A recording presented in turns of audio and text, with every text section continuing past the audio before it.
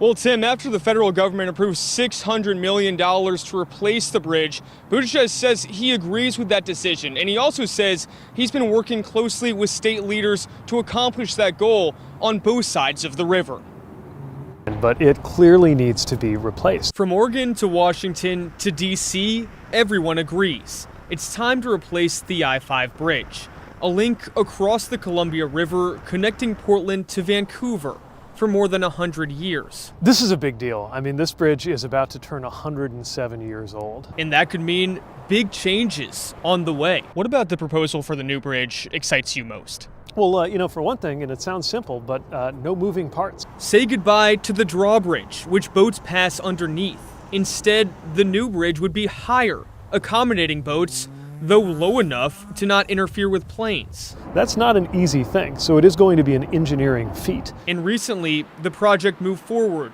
In December, the Department of Transportation approved $600 million for a new bridge. Big money, but a drop in the bucket for a project expected to cost around $6 billion. Already, Oregon and Washington have pledged more than $2 billion, and tolls should pay for a big chunk too. Still leaving around $2 billion needed from D.C. I would be shocked if we did not get more applications for more funding to get this done.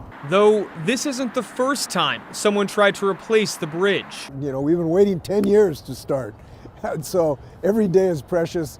We want to put pedal to the metal. More than a decade ago, a plan called the Columbia River Crossing failed after the state of Washington didn't approve $450 million in funding, largely based on objections to include light rail. Though this time, Governor Jay Inslee says it'll be different. I feel we've really got momentum.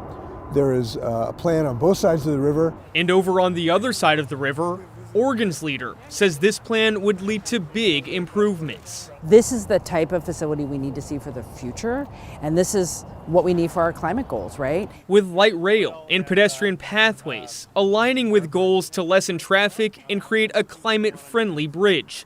Though with plans to break ground just 2 years away and completion expected in 2033, deadlines are approaching. The project right now is expected to be wrapped up around the time the bridge is 114, 115 years old.